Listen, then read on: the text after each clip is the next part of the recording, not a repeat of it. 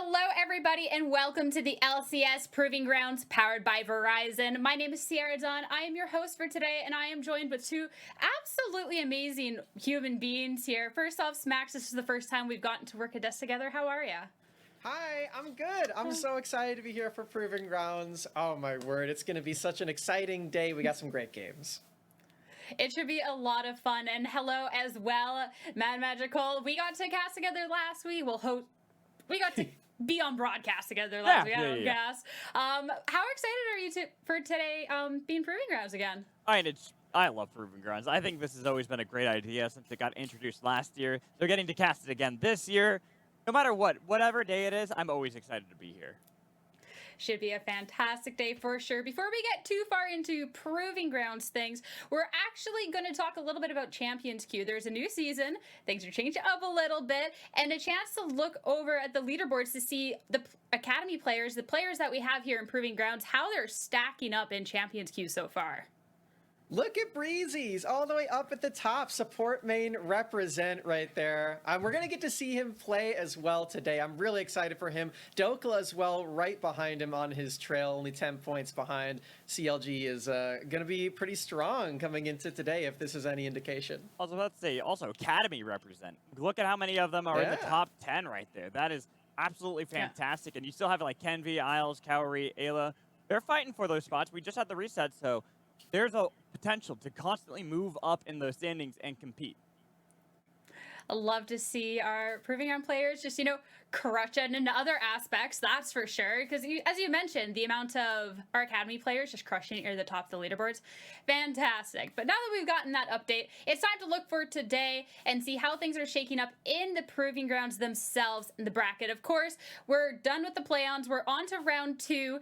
And at this point, any team that drops, they do have a second life. But you want to be making this run through the winning bracket. This point, we can see that our Academy teams are doing quite well for themselves, Magical. Yeah, this has honestly been outstanding out of the Academy teams and squads. There's a lot for this tournament that resides in them, like performing and being at the top. You look last year at the first Proving Grounds, it was actually an amateur org that won, no team, that took the first title of Proving Grounds. And the second time around, it was still a difficult ride, even though Academy ended up winning in summer. There is a lot of people saying, hey, why are these amateur teams doing so well against these Academy teams? And you can see that these Academy teams realize that, and they have turned up the heat. They are taking every single game as seriously as possible. So many 2-0s. There's only been a single victory in a game by an amateur team over an Academy team. I mean, It was also a collegiate team. So Yeah. Collegiate's doing really well for Maryville. Shout out those guys. Definitely. Maryville, of course, being knocked out in the play-ins, don't get the second chance. But any of the amateur teams that do take a loss now at least have that chance to be working up through the lower bracket. A couple of them found their way there yesterday. As our Academy teams yesterday, well, they came out to play, starting off Team Liquid Academy going up against Winthrop University. And I think it was just a Team Liquid diff here, Smax. They looked really solid. Team Liquid Academy are certainly one of the major tournament favorites in this entire event. Yeah. I will say, Winthrop did have some really fun stuff going on. I think some of the champions they drafted are probably going to be showing up more in the future. The Seraphine and the Lucian really stuck out to me. It was definitely at least a fun game, and Winthrop, I'm excited to see if they can try and work their way back up through that lower bracket. The other one, Immortals AoE up against Dignitas Academy. Immortals AoE, they definitely put up a fight. They almost took that to a game 3 here, Magical. Oh, I mean, and Smax and I were talking about this before. Meech difference, for sure, especially when you look at that second game. Meech was playing out of his mind in that game. It was great stuff to see from Immortals AoE, but unfortunately just falling a little bit short. The decisive Elder Dragon play where they got outsmote and it got stolen away and turned back onto Immortals. It was rough for them, but for Dignitas' sake, this is a team that we've seen be willing to have these scrappy fights that feel very comfortable in chaotic situations. So them taking a 2-0 isn't that surprising, even with how chaotic it was. Yeah, I mean, it is, development as well in this league, though. So the fact that we're even seeing something like that come out of this amateur team of Immortals AoE, and the fact that we can even talk about it almost went to a game 3, I think is just really positive, Smax. I was really hoping there, like Alex was just saying, we were talking about it with some tears in our eyes with how close it was for Immortals AoE to get there. It was just a little bit more on the bear or the Elder Dragon smite, but you know, Dignitas got there in the end, and they had a nice celebration afterwards. That is for sure. I love seeing the teams tweet out stuff on Twitter, and the post-game chair chill. That's definitely a way to be celebrating a win. I'm a little jealous. It's cold and yucky out here. That looks really nice. Also, It looks so cozy. Yeah, I'm from Right? California, so it's like I know how cozy it has been lately. Like the weather's actually been really nice during the day, like a nice mid-70s. Today it's got up to the 80s, but I was looking at that, I'm like, man, I could use some relaxation like that. I'm jealous. It's cold here. It tried to snow again the other day. Like, I don't know what's going on. I'm about to take a trip out there because this is just ridiculous at this point. But, okay, it's not a weather show. We got our own show to be running. As jealous as I am, I want to be moving on. We got to look at today's schedule to what we can expect going forward in today's match. Of course, start things off. It is going to be CLG Academy going up against Evil Geniuses Academy. This is going to be our first Academy v Academy showdown going on, followed later by No Team going up at 100 Thieves Academy. And right out of the way, Smacks, which one are you? I know you're pumped for both. Which one are you just a little bit more excited for? What should we be eyeing up? You're right, it's definitely both. I think the later one is really interesting because we've already talked about how dominant Academy has been over the amateur teams. I think No Team is one of those two really big chances that Academy has to actually take games and perhaps an entire series over the Academy counterparts. They did just come off of a win in the most recent Unified tournament. Yeah, is this a shared sentiment, Magical? I know I'm eyeing up No Team. This is another amateur team. This is an amateur team that's been doing really hot. I want to see if we can see our first amateur win. Well, it's definitely possible. I haven't been too high on 100 Thieves or Evil Geniuses Academy, just with how they ended the split for Academy. They looked really rough. They had started off pretty well, then floundered towards the end. And so when it came to Proving Grounds, I wasn't really expecting too much. And both teams did show up. Both teams, this is actually the first series that we have with teams that have already played in one part of our Proving Grounds in the play-ins, with Evil Geniuses and with 100 Thieves. And we got to see that they are both here to play, and that was well done by both squads. It was a dominant fashion. They got those 2-0s, so it makes me a little bit more curious to see, especially that matchup against No Team coming in for 100 Thieves, whether or not 100 Thieves can carry that momentum up against the team that had just won the last Proving Ground Circuit qualifiers. Yeah, it'll be really interesting for sure, and I'm definitely eyeing that up. But you're talking about the history, and if anybody here wants to be following these teams, you can do so at Twitter, at Pat the LCS. You can interact. You can make sure to follow for any updates of this team. Follow through Proving Grounds and all of these teams' journeys, because I mean, it's going to be a ride. These teams have already shown that they're out here to fight. They're out here to put on a show, and it should be amazing. We got to get ready for that show, though, so we are going to toss to a short break. But after that, we're going to get started talking about CLGA up against Evil Geniuses Academy.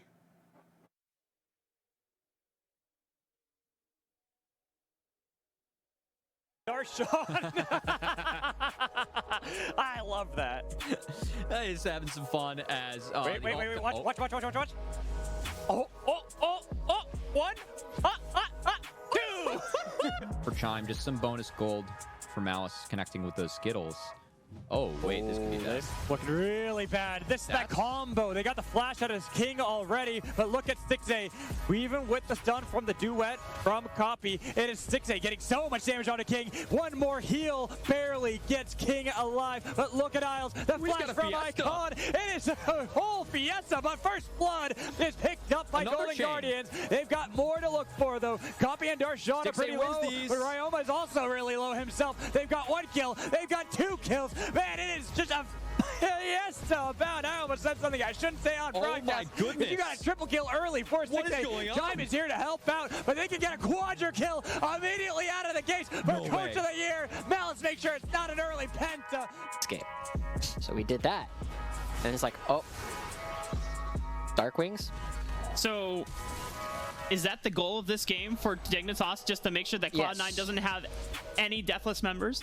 I mean, Copy Yes. might be donating time and time again as these late game stages come to fruition. Dokolo still on this right side flank. Rosethorn with the massive Warthog kick flash play finds Yawn, but it's now up to CLG to clean up the rest of the 5G. And Darkwings still doing his best to keep this base alive, but Triple now teleports right into his face. He has the super minions on his side. Darkwings, can he put out enough damage, forcing Triple to flash away? Darkwings against the world. He flashes forward, looks for Dokla, finds the solo kill, but can he defend against 3 members? It's going to be a pretty tall task to ask for Darkwings. He finds Triple. Can he No put out the way. damage? No way. Darkwings does this. Darkwings! And all the odds against him. He saves the base and will defend the game from ending.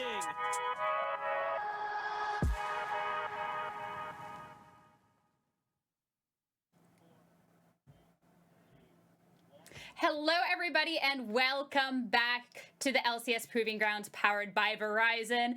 We're getting ready to get started with our first game of the day. It is going to be CLG Academy going up against Evil Geniuses Academy, our first Academy against Academy face-off here in Proving Grounds. And I want to know y'all's thoughts on this, how you think this will shake up, because the fact is we haven't seen any Academy team play against anyone that isn't amateur yet. Well, if it's anything like the last time we saw these two teams meet up in the last week, the last day of the Academy split, I'm not too hopeful for Evil Geniuses because CLG crushed them in Game 1, and then Game 2 roll swapped everything because they had already locked in their first seed and just went for some shenaniganeries, and still that was a close game. CLG Academy just feel like they are on a whole other level from most of these Academy teams. From top to bottom, you look at Dokle, he's been smashing in the top lane, but also bot lane, Prismal and Breezy have been outstanding.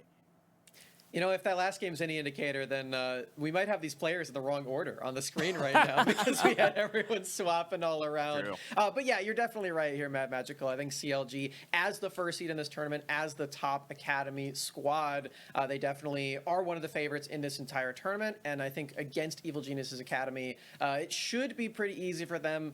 EG did win their play-in stage pretty handedly, though. Yeah. All right, well then, looking at the Evil Genius Academy roster, who are you then necessarily kind of looking to try and pull this victory out? If you've stated, Magical, that you're worried about this team in this matchup today. Well, I think Smack's actually hit it right on the nail on the head with talking about what had happened in play-ins. Because if you look at play-ins and look who to look at in that series especially, Tomio was a big factor for the team. He was outstanding, especially on Hecarim. I mean, I'm expecting that to be permanently banned. It has been 100% pick ban so far in Proving Grounds, and we can see why just from that series alone. It's also Surdy up in the top lane as well. He was getting solo kills in both of his matches against Maryville. I'm really excited about this guy. When he looks good, he feels good, and he plays good. So I'm sure that Surdy is going to get there today. Well, the matchup that we're looking at today will be specifically for the junglers. First off, Tomio.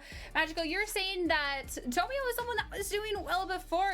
Max, go in a little bit further about the shenanigans that he's been up to. Well, I believe the official term is shenaniganeries, as we do have my bad. Magical on the show today. No, that's all right. For Evil Geniuses, I really admired the bot lane setups that they had in their series, and this is one of them right here. Their bot dive and bot pressure was really clean, and Tomio was the lead of all of that. Yes, it is Cowrie getting all of the resources, and he is the one who will be carrying eventually, but Tomio's the one who's setting things up, and Tomio is the one who we're really excited about as one of the newest members in the Academy entire ecosystem. I'm excited seeing this Twitch link on this stream. So I'm still trying to familiarize myself with everybody who's a streamer here, try and catch a little bit of that. But Rection was saying that these streams are actually pretty funny and even have a clip from his Twitch to show off. So if anybody's looking for a new cozy place to hang out, this could be it. I'm looking. LT7. I'm looking. Go, Warangulus. Let's fucking go. Warangulus. Let's go, baby. No flash, no 5K, no 5K. Get his ass. Get him. First Magari. I got him. Look at me. You got him. It's all you. It's all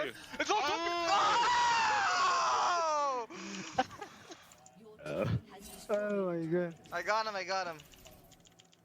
Care top. So some Twitch, what is it? Shenaniganery? Yeah. Or I don't know if I can say that one 5 times fast. That might be a little Don't worry, a little bit of much. practice and you'll be there. All right, I think by the end of Proving Grounds, we'll get there. That's for sure. This is going to be a tough matchup though, because you were talking about the strength of the CLGA roster, and you know Tomio's going to have to be facing up against Rosethorn going into this, Max. Rosethorn has had such a dominant split in its entirety. I've really enjoyed seeing the growth of this player, and you can really take notice of where he's coming from off of the last year on Golden Guardians as well. The biggest thing to me that Rosethorn has grown upon is stability. He has a lot better times in these early games, setting up for his teammates to be really strong early, and I think a lot of that comes from his priority on top lane. He and Dokla are a menacing duo to have to play against, and you are at risk of being dove in the first 5 minutes, no matter who you are. Well, I also think it's Rosethorn teaming up with Breezy often, too. Oh, yeah, Breezy true. will join in on a lot of those top lane plays to make sure that Rosethorn's going to efficiently dive these turrets, to make sure that Dokla's getting ahead. These two, and even just Rosethorn, just playing out of his mind this split. This has been his best performance that we've seen out of his entire career.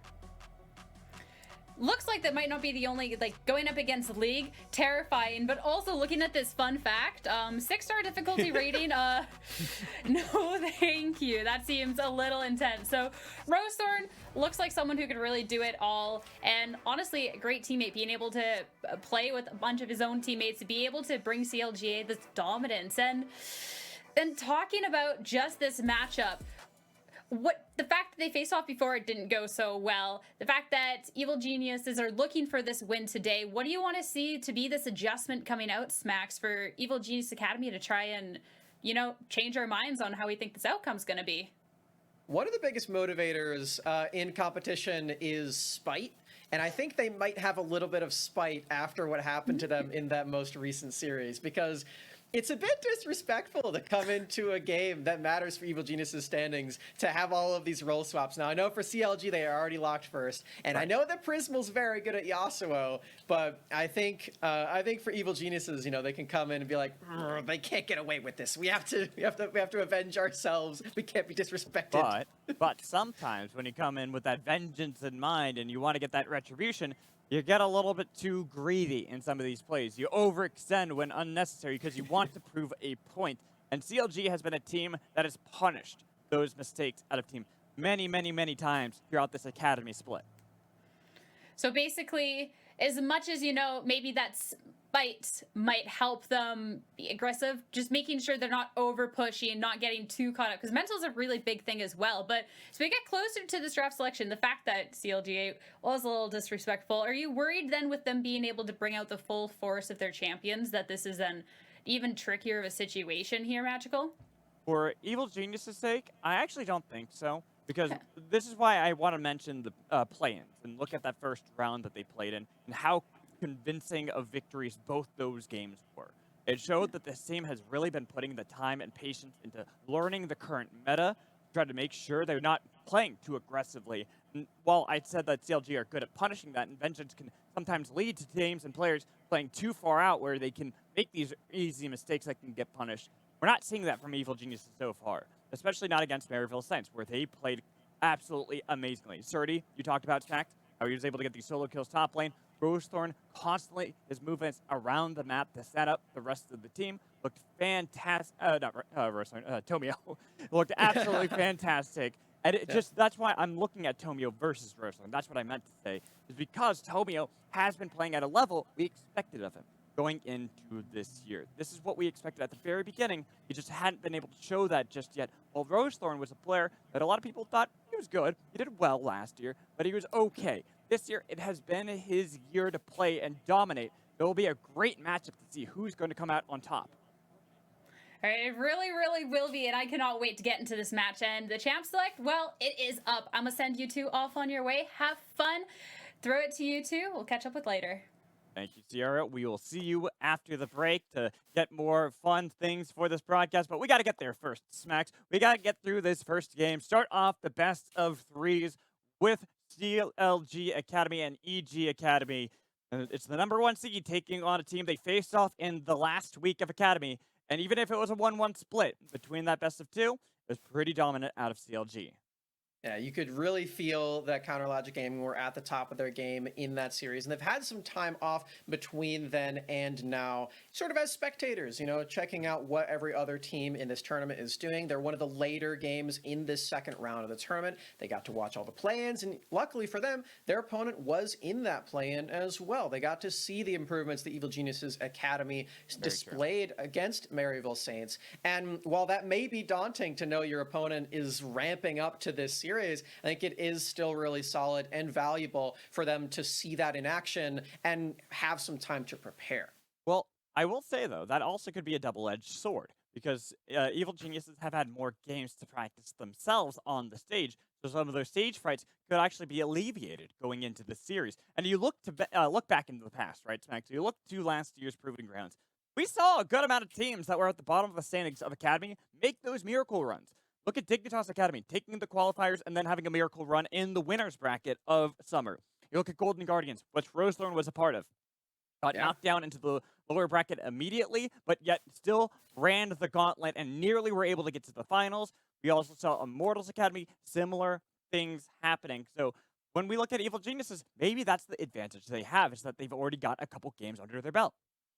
I'm glad you brought that up, because their mid laner, Soligo, was on that Dignitas roster as well. He was a very large part of their success in the latter half of summer 2021. They brought in a new rookie jungler in the name of Will, and they had Soligo, he was really enabled to pop off in those games. And, you know, to me, Mad Magical, that seems a little familiar to what's going on with Evil Geniuses Academy. They've got a lot of rookie presence on this squad, and while they didn't come in the middle of the split, they are here now for their first big tournament after the entire regular season they all got to experience for the first time together. So expecting Soligo to maybe have a bit of a splash from what he showed us in Dignitas last year as we see the bans. And I'm actually glad you kind of talked about like Soligo being a part of that Dignitas squad. Then you look at Surdy, Tomio, and Skytech being a part of Evil Geniuses Prodigy, having a good tournament run last time around. And into the bans, I'm curious to see how much priority they try to put around Surdy in this top lane. I'm looking at what has been banned so far. We have Lucian taken off the table, but not Zeri, which surprises me more because you had talked about that the Lucian priority definitely starting to skyrocket.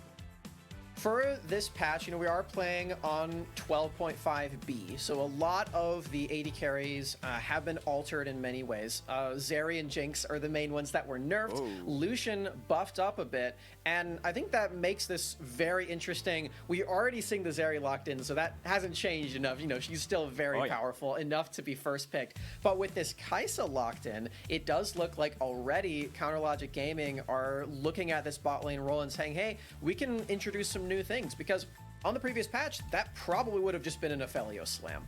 Exactly, and that's why I kind of like this. I like the Kai'Sa into Zeri. We've seen it have a lot of dominance in that later stages of the game when Zeri normally pops off as well, because it's the AP route we see. More poke that Prismal can bring to the team, but also can all in with someone like Lee Sin on his team. But it will be a bit countered by the fact that we have a Nautilus and Polar Bear. Tomio playing his third different champion, different jungle in the Proving Grounds. Of course, he's played a lot of these picks in Academy itself. But I'm just curious to see how this is going to perform into Rosethorn's Lee Sin. And speaking of aggression, we do have the Jace blind picked here for Counter Logic Gaming. They're going to be banning away a few of these top laners against Surdy, but this is a possibility for what you said to happen, where Surdy does get some more priority, and maybe he can do some more in this top lane. He's already been on a roll after the Maryville performance. Now he has his pick of the litter, apart from probably two top laners, Tryndamere being one of them, into this Jace for Dokla. We'll see. I'm also looking at what has been drafted for CLG. That Kai'Sa has the potential to be flex smacks. That doesn't necessarily mean it's going to be for Prismo, because we haven't seen the support locked in, as well locking in that Jace for Dokla in the top lane, something that he's performed really well on throughout this split.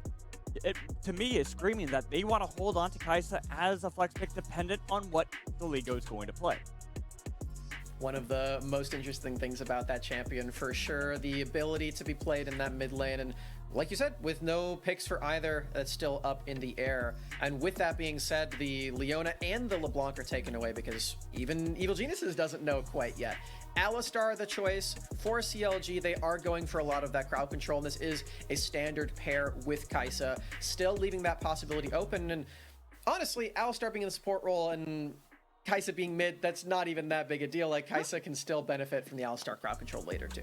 True. And now we look over to Evil Geniuses Academy, walking in Ahri for Saligo. I was looking at Ahri and Rise that could be taken for Saligo, dependent on what they want to grab. But the fact that Kai'Sa that we talked about having the flex potential, Triple now has that opportunity to grab Rise for himself if he really wants to. And that Ahri is a big takeaway from Triple, too. This is his most played champion in the Academy regular split, about a third of his games on Ahri. So denying that away from Triple does take away a lot of that mid lane priority and movement that has opened up Rosethorn to be more calculated and more stable as a jungler in this split. We'll see if Triple has a response or if it will be the Kai'Sa. It looks like Mad Magical, you are the prophet today. Rise locked in for Triple. I was looking at that, I'm like, you know, the Ahri pick pretty much screams that you don't want to send Kai'Sa into that mid lane anymore, just because Kai'Sa, well, being a good champion in the later stages of the game when you go to the AP route, doesn't really do too much in lane, especially against something like Ahri that can clear out well and effectively and then roam around the map. Plus, as you had talked about, Smack, the Triple has played mostly Ahri throughout the split. In fact, I believe when he was able to rejoin with all the pizza issues that had happened, he played the first like 5 games only on Ahri before it was finally taken away from him. The other pick was Rise that he was doing so well on. But to see that they're going to this kind of playstyle and looking at CLG and what they're capable of doing, and got a lot of poke and a lot of wave clear. Oh yeah, the poke is immense on CLG for this game, and you might look at this draft and be like, what are they talking about? A lot of poke? This is going to be that AP variant of Kai'Sa. Once it hits the late game, you hit the 100 ability power mark, and your W will hurt so hard. More importantly, it will refund the majority of its cooldown, so you can just keep firing away as long as you hit those champions. So that is going to be very devastating once we get to the mid game and the late game. And when you look at what EG has, they don't have a lot of ways to get into that same poke realm, or even get a big engage off either. They will need to weather the storm from the Shock Blast and the Kai'Sa Ws as well once we get around these objectives. Yeah, and looking at EG, it's a short-range composition for the most part, and I'm expecting to see a lot of early action from Tomio and Saligo. That's where my eyes are drawn to for Evil Geniuses. And then, Smax, who would you have your eyes drawn to for CLG? I know we talked about Rosethorn, but is he still the guy that you're looking towards to get this early lead?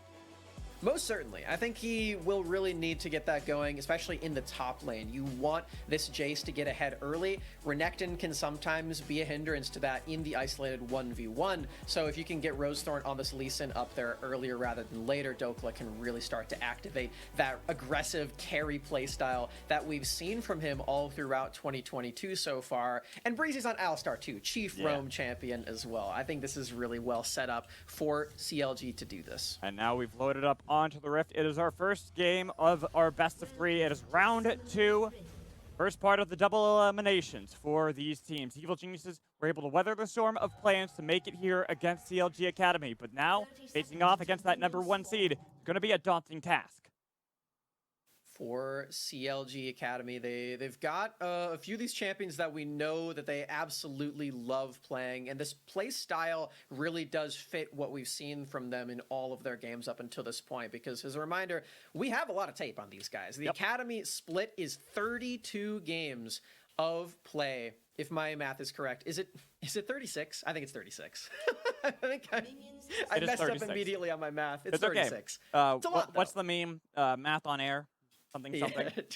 I shouldn't have done that, but hey, you know what? It's okay, because we're still here to watch some games of League of Legends, Max, and I'm excited for this because CLG are our #1 seed, and they are a team that I'm expecting to go the distance, to make it to the finals. I think everyone really has them at the top of their standings, but they also did have a bit of a slump in the Academy season. Even if they're able to shore up a lot of that in the last week, Evil Geniuses are another team that have been able to shore up some of that slump that they had suffered towards the latter half of the split. the momentum of these two teams, it's sort of mirrored in a way, as you were just saying. I think for Evil Genius is a bit more severe on the downturn.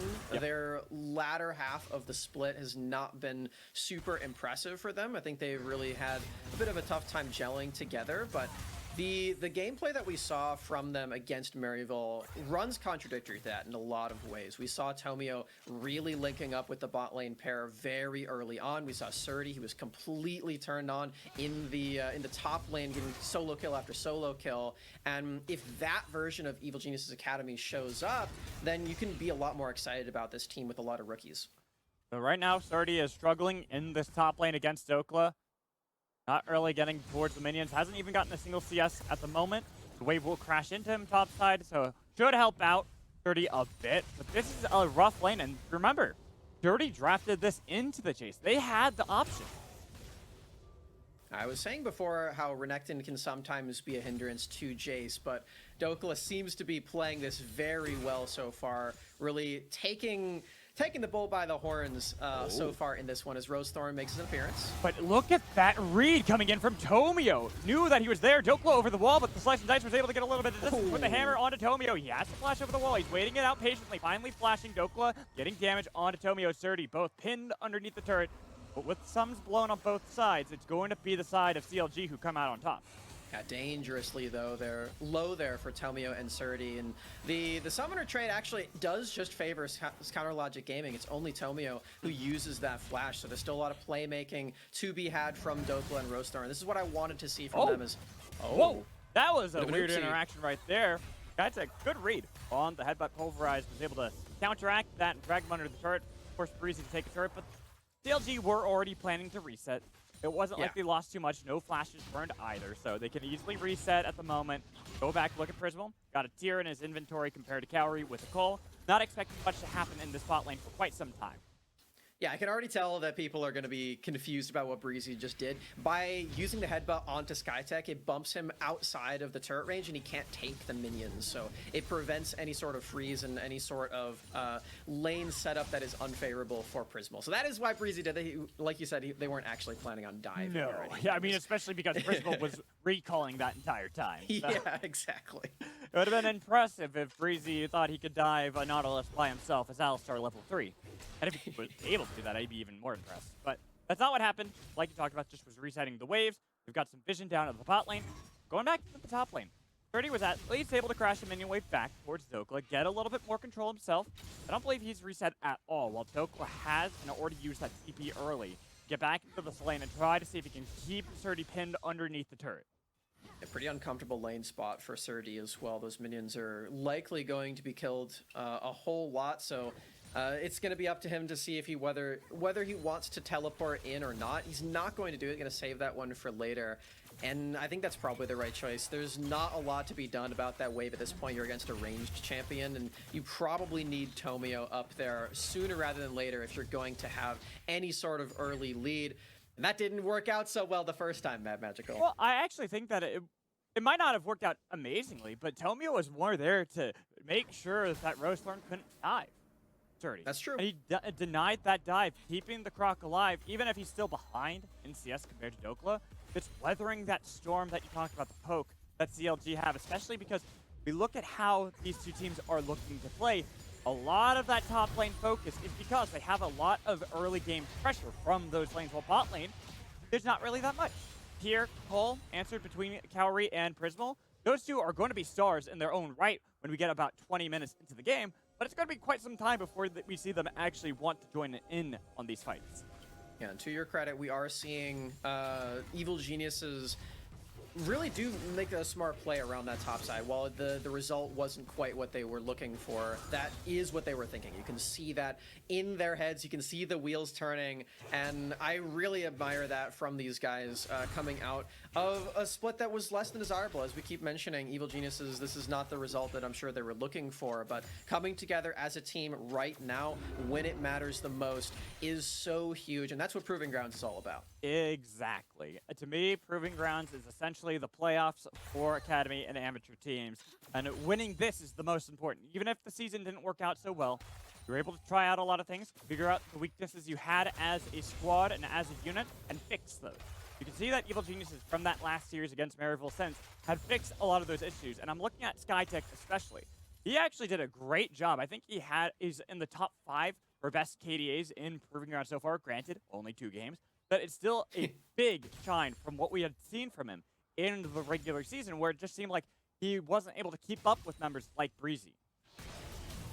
Skytech did have some really solid games. Again, that's a lot because Tomio was setting up for that bot lane really well. And while this early game has been a bit more quiet, you can see that that is still happening just a bit. Tomio showing his presence a few times in this game and pushing Rosethorn away. Even though Rosethorn is playing this early game champion in Lee Sin, you still don't really want to get bear slapped and stunned up with all of the other members of the opposition in position, because you look across the board at Evil Geniuses, there's a lot of crowd control here, and that's really going to remain true throughout this entire game. If you run headstrong into a Volibear or a Nautilus, even if CLG ends up being ahead, you're probably going to die, and that's the big win condition here for EG. So Smax, I do want to ask, that is a big win condition if CLG run into them, but when would they do that, really? Because they got Jace, they've got Isa, they even got a good front line, technically, in triple, because Rise tends to go for more of that tanky route. So when will Evil Geniuses be able to utilize that strength and kiting back and try to see if they can force an issue from CLG? Well, there's a few things on CLG that make me think this could potentially happen. You know, Triple, not the longest range champion in the game on this Rise, and that's why I said pseudo range. You know. Yeah, you can catch him out in a side lane. I think that is likely the easiest way to do it, but yeah, as you're saying, it's quite difficult for EG, and just a lot of credit to CLG for drafting this way. Look at this, Dirty getting a lot of damage on Dokla, but Dokla turns it around. Solo Bolo. Oh man, Surdy was getting so much damage in, but Tomio not quite in range to follow up with a stun of his own, and Dokla, as the ranged champion there, master of kiting, once Surdy runs out of steam, it's really easy, but look at this. Okay, trying to get a little bit of retribution for his top lane falling, got a lot of damage, but look who's in the area. That is Realm Warp, cut off the retreat from Tomio to slice, dice, kick him into the wall. They got a kill onto Dokla, but it's at the trade of Tomio's life. 30 had to TP back into the top lane, getting a lot of damage onto Rosethorn, and even calling the Meek to return a kill that actually ends up being not that bad for Evil Geniuses. There's the crowd control chain I was referring to, Magical. Rosethorn has no way of escaping once he gets hit by the charm and the stun from Surdy as well. Even with the flash, he's too locked down right there, as we do get to watch this play one more time. I want to keep an eye on Saligo here, because he could have potentially used his charm to cancel out that Realm Warp, but instead he uses his knowledge of the Ahri resets to just dive well past it, knowing that he will have enough Spirit Rushes, and uses the charm to set up a kill that he knows will be there. I really like that decision from Saligo. And it nets him a kill and an assist, as well as getting Surdy a kill back. So it's not going to be as rough of a top lane anymore, where once you get that Jace rolling, it's difficult for a Renekton to kind of claw back into that fight. We've already seen Dokla, how much damage he can output against Surdy at the moment. All right, we are seeing the aftermath of that play just a tad, as we know Rosethorn was up there to begin with because he was taking this Rift Herald, and now he does have this. See if he can make a play with it in this mid lane. EG's here for this. Oh, and look at this. EG, they're right there, getting a lot of damage onto triple two, so they can pick up a kill for Saligo. The flash comes in for Breezy, but a nice flash answered by Saligo with damage back onto Breezy. Here comes the dunk, getting the flash away. But they still want to chase down the cow and make mincemeat out of him. Even if you have the ult, you're not unstoppable, and Surdy takes you down.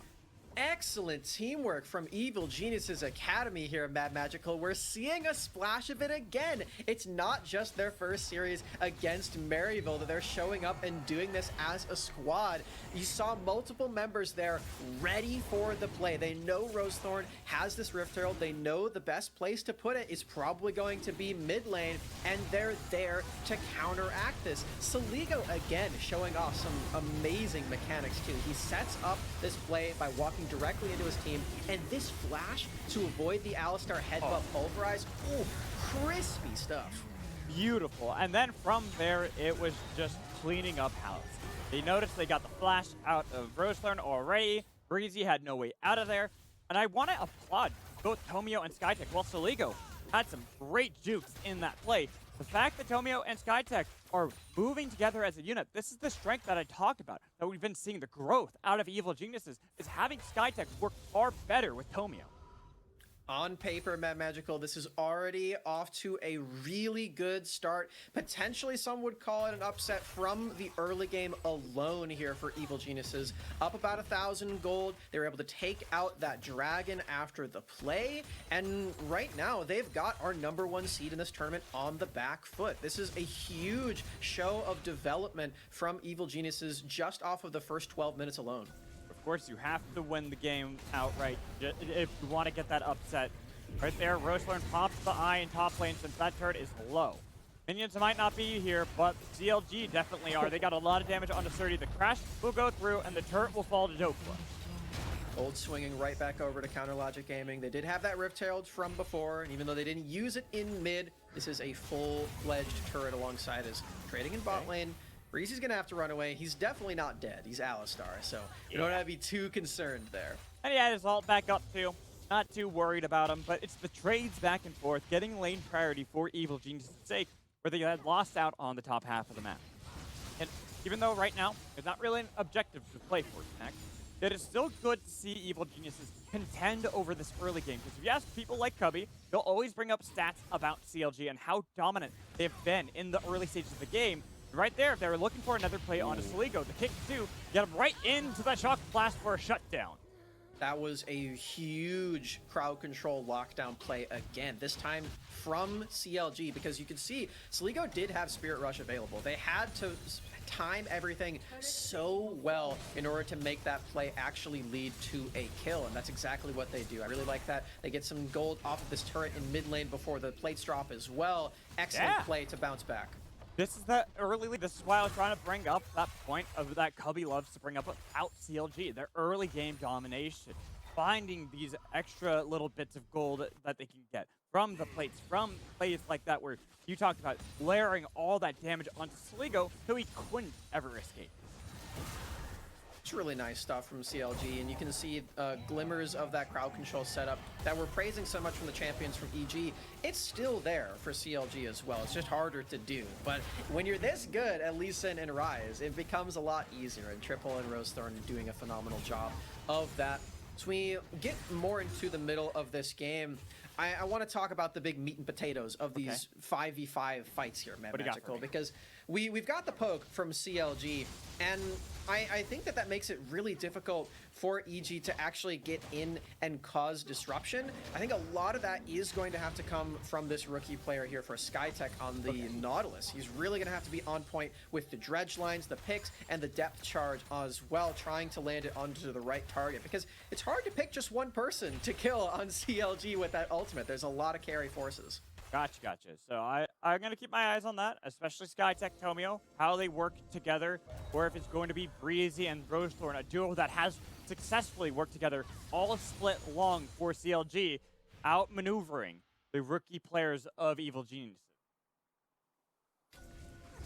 Breezy here's looking for something fun in mid. Canceled on the Hex Flash. Yeah, and he's now having to use the ult, but that's a lot of damage on top of him. Even if you have the ult, the dunk comes through, and they've got the kill for Saligo. CLG could not save their cow. Hex Flash, a bit greedy to go for there rather than just walking away. Does have the Mercury Treads for some extra tenacity, but not quite enough. And the true damage from Ahri as well, really showing to be a problem for Alistar as Breezy gets caught. He has his real flash now, so it won't happen again the next time. It was more surprising he even went for that in the first place. Just saying I'm trying to Hex Flash out of there. Appreciate it. I'm a big stan of Hex Flash. Think it's an amazing summoner spell, personally. But really, I wouldn't have got that from you. You I know. like the weird, quirky summoner spell? That's crazy. Me? No. Flash is an offensive summoner spell? No. I know, right? Bring back Omewrecker? What? I didn't say that. Yes, you did. We all know that you said that. Hey, look, Axiomark is my new friend in this game. Anyways. Axiomark is pretty fun. I played an ARM with an Axiomark Kale yesterday, so that was pretty hilarious. Well, it's OP in ARM, I'll just say. Yeah. That's true. But it was like a Shirelia's support build Kale, and she built the Axiom Mark, and her ult was like a 30-second cooldown. It was pretty impressive. I'm gonna have to try that build. Yeah. You see CLG, they're setting up for this Drake. They will secure that one. It's a trade. Tomio's on the Rift Herald.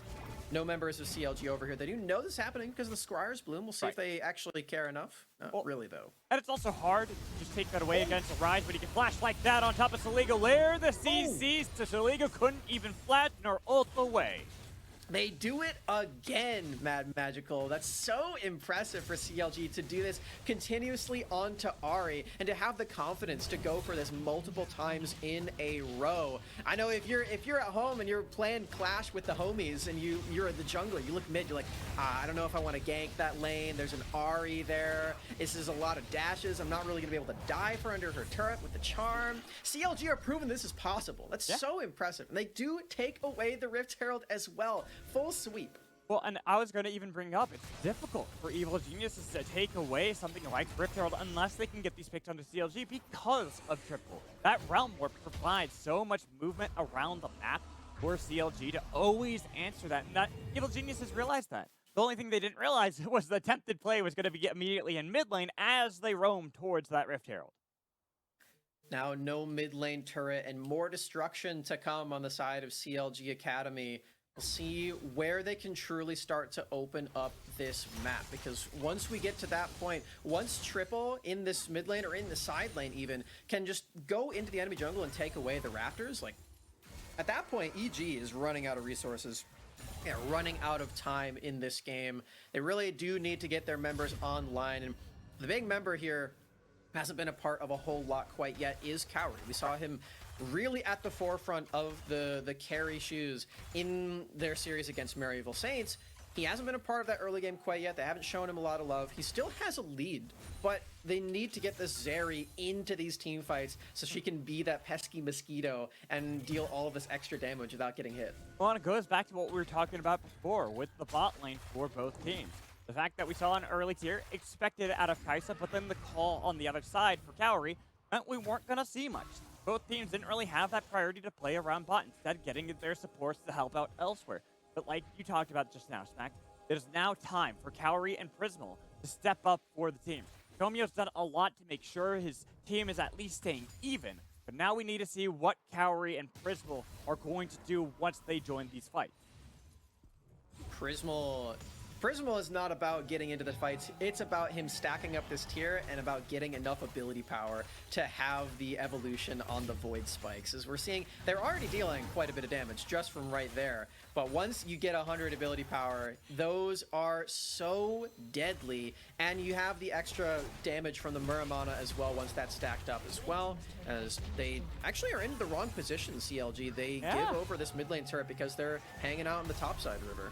Yeah, and that's a big win. Simply grabbed by Evil Geniuses for nothing. They get themselves that tier 1 in mid lane. A lot of that gold onto Cowrie. Even, look at that. Despite not being a part much, he's just been farming up. He's got a bit of a bounty gold on top of his head.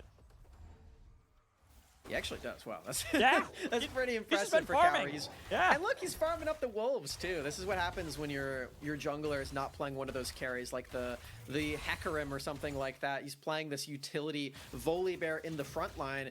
You can give over these resources to your team, and when you look at all 5 of these champions for EG, yeah, you have some carry potential out of Ahri, but really the main DPS is coming from Zeri. So Cowrie taking all of these camps is going to be really helpful. He now has his second item before just about everyone else in this game, and it's a really expensive one too. Exactly, that Titanic Hydra to be a lot more tanky in these fights, plus the AoE, the wave play that you get on Zeri now is going to be nice for the side of Evil Geniuses. And I'm looking to see how Skytech, Cowrie, Tomio play together. Really, Saligo and Serdi are about flanking these members of CLG, but it's how the other 3 play in tandem with one another to deny the short range that we see on the side of CLG in stuff like Lee Sin or Ryze and Kai'Sa when they're not just poking. There was about 30 seconds left on that Rift Herald channel here for Rosethorn, so you had really only this option to drop it. It does not look like they will be able to commit to fully completing that turret with everybody here from Evil Geniuses, so that's just going to be a cleanup job later for Triple or Dokla as they walk away from this map. Triple teleporting bot lane, so maybe Okay. that'll be his job in the end. Look at this flank, though. Yeah, that's an interesting angle right now. They've already got Breezy and Rosethorn hiding out in this tri-bush, but it's still a little bit of time before you can actually make the play. Here come the rest of Evil Geniuses looking for the dragon. Prismal's not here. This is going to be difficult for CLG before Prismal arrives because they did not have that mid lane priority. They were setting up this flank. See if they can steal this anyway. Oh, they instead pull the trigger on a Doppler, getting a double knockup. They've got the root on a Rosethorn, but that kick is kicking them back into the team with a lot of damage. Tomio bounced around, barely alive, and it's going to be the Crux sinking his teeth into one, looking for two. They've got the kills they need. Evil Geniuses have routed CLG.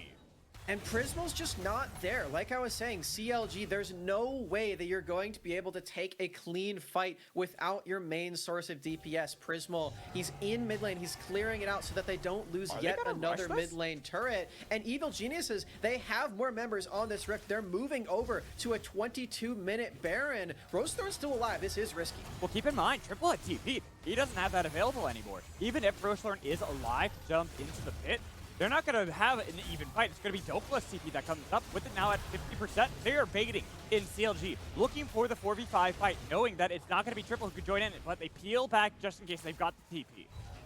I like that move from Evil Geniuses. They force the teleport from Dokla and they back away, already gaining the better end of that trade. Hex Flash here. Cowrie, you're recalling on Vision and Rosethorn's following it up, but you are taking.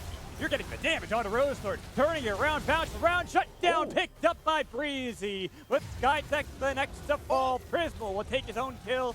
As Tomio now has to run. If they can get the jungler, they can turn onto the objective, but with a nice charm onto Breezy, who will deny the chase down.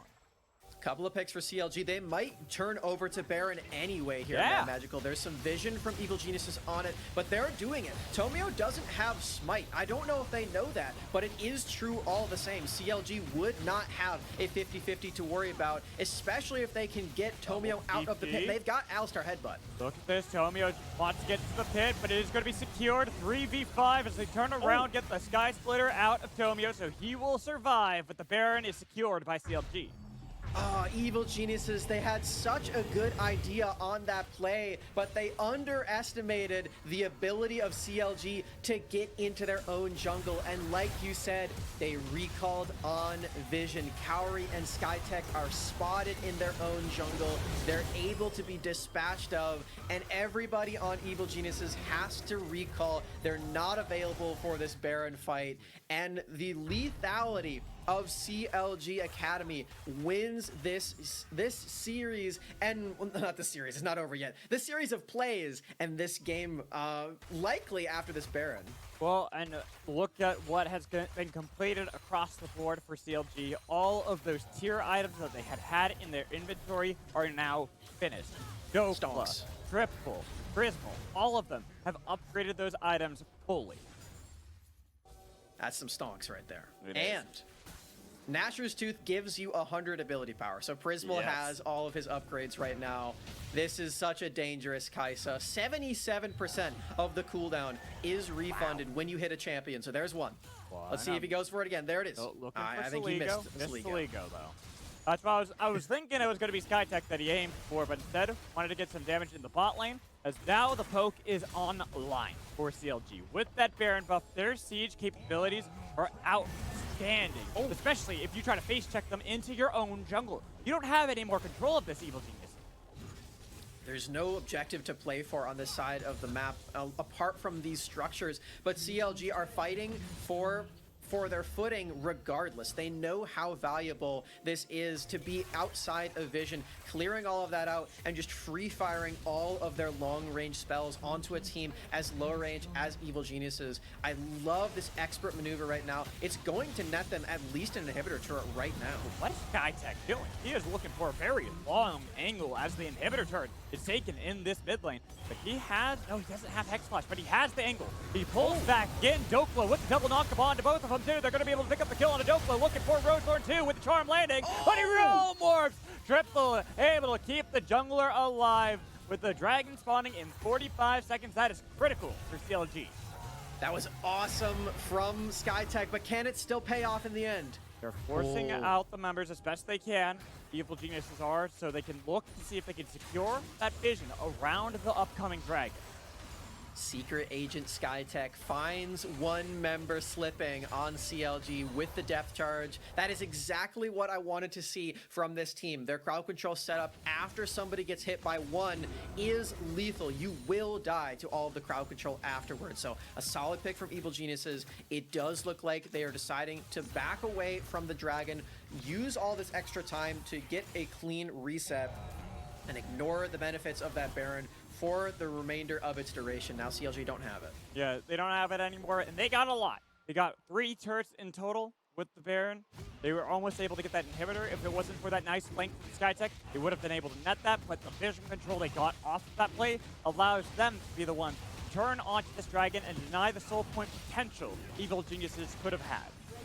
2-2 means we're likely not going to be seeing a Soul in this game. Not going for Neum powers with Cloud Soul. We'll see. Max, what are your thoughts on game. Cloud Dragon? What are your thoughts? Everyone, so a lot of people meme it, but what do you think of it? You know, I'm going to give you the official Riot statement. In Wild Rift, they thought it was boring enough to where they just removed it entirely. So if that tells you anything about what they think. All right. Well, ooh, nice sidestep there from Slego. I mean, I don't necessarily disagree. But right here, oh, Skytech, you've been playing well all game, but face checking that brush was not one of those plays. Even if there's a lot of damage back onto CLG from the rest of the members coming in from Evil Geniuses, Dowry chasing down, they had lost their engage potential. Secret Agent Skytech, he's down. He can't make another one of those plays for a little while longer, and this might mean that CLG can close in on some of these structures. 4 members strong in mid lane, attacking this inhibitor that would give them some super minions and some more pressure to try to close out this game before another Baron even spawns. They still have all of their members. They're really trying to make this happen right now with this window. Well, they're at least getting the best possible situation for themselves. Pouring down a lot of that damage onto these structures, looking mid lane too with how low that inhibitor is. The flash in, the pull, that lollipop on top of Triple. They get this done afterwards, but with the rest of the team collapsing coming in from CLG, there's way too much damage. It's a shutdown for Prismal. With the inhibitor to fall next, even if the charm landed onto Breezy, it's not enough damage to take down the cow. It's more damage coming in from Prismal. There's the inhibitor, another pick as well for CLG. They've got another minion wave in this bottom lane, but it's too small to do anything with, and there are still a lot of members alive for CLG. They will count their blessings, they will leave this base, and they will keep their huge lead in this game 1. Honestly, a bit of a comeback in this game as well. We were praising the early game pressure from Evil Geniuses, but that one Baron play for CLG really turned it around, and they are taking every possibility to close out the game with what was given to them off of that play. You're also starting to see these items making it difficult for Evil Geniuses to do much. Triple, he has gone for the tanky route that we've seen on Rise as of late. It is difficult to kill him quickly. That allowed enough time, enough buffer for the rest of CLG to collapse back and pick up their skills. Dirty, he's not nearly as tanky as Rise is. We saw how devastating that could be for Evil Geniuses. I wonder who he's got the anathemas bound to, because I was saying before how many carry players there are on CLG. There are like a good 3.5 big damage champions. You're probably not binding it to Lee Sin, but after that, I'm not actually sure. Are you more worried about the poke from Kai'Sa and Jace or the DPS from Rise? Maybe that's something we'll have to ask him later, but he is definitely trying to get tankier in this game.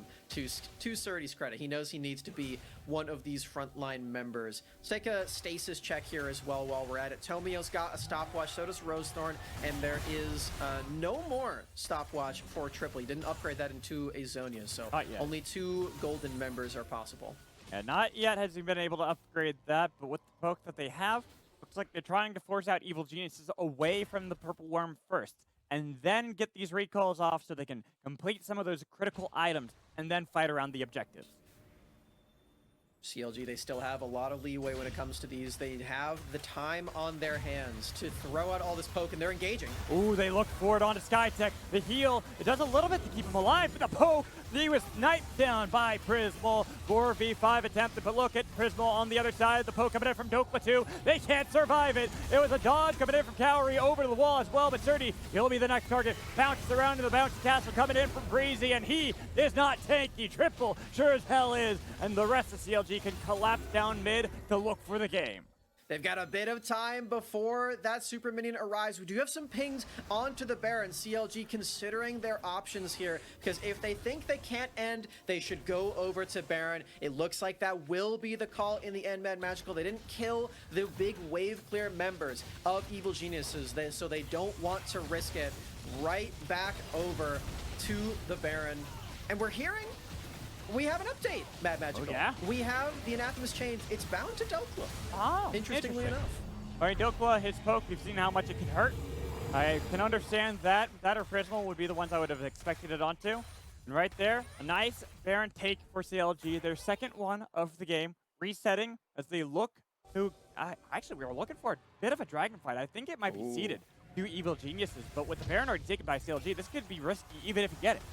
So already teleporting here, Evil Geniuses know this is basically the one opportunity for them to have a footing advantage, to have some solid positioning control for this that next charm, play. that flash, that damage, but Rosethorn finally gets the resurrect as they get the kill on Atobia on the other side. Sky Tech will fall. Triple silences him, and they look for the turnaround. That poke onto Saligo, and it was a nice little trip for Rosethorn. Gowry fighting back, but he just doesn't have the damage. A clean ace comes through for CLG. Teleports to the mid lane, Mad Magical. This is game one. 5-for-0 ace for our first seed in Proving Grounds. Our top team from Academy. Flashing over the wall. He doesn't need it. Rosethorn's here for the end game screenshot. Well done, Counter Logic Gaming. Solid team fights and great decision making around those objectives. It was, and that's why they take this first game. It was close for a while, but CLG have been this crazy good team as they look to pad the KDAs a little bit more, flexing on Evil Geniuses. They accomplished the opposite there, Mad Magical. Triple died. Yeah, he did. Less than ideal. Hey. Oh, man. Yeah, I mean, hey, that kind of thing happens, you know? It's CLG pretty much just flexing that they have that ability to dive them and still not even necessarily get killed by Evil Geniuses members. But honestly, looking at how CLG have been against Evil Geniuses this entire year, that is their 4th victory of 5 games, sure. But one of those games we have to keep in mind, they're kind of like iffy because of the role swaps. This is how CLG have been against Evil Geniuses. Super impressive stuff from them. And to talk about the other team as well, Evil Geniuses, they had a really solid grasp on that game up until their one major slip up. I think this is more aligned with what we can expect from Evil Geniuses throughout the rest of their tournament. They actually are coming together as a team a lot more than what we've seen of them in the past. I was genuinely very impressed by the growth of Evil Geniuses, you know, live in evil a little bit. And I think after seeing that, this game actually could go to a game 3, even though we've seen CLG be so dominant over them so far. It was a well-fought battle from Evil Geniuses, but CLG proving why they are the #1 seed with making sure they could claw back that lead and then end it convincingly off of a clean ace. So game 1 goes over to them. It is a best of 3, so we have more action, but we're going to toss that break, and when we come back, we'll have our wonderful host, Sierra, here for our halftime show.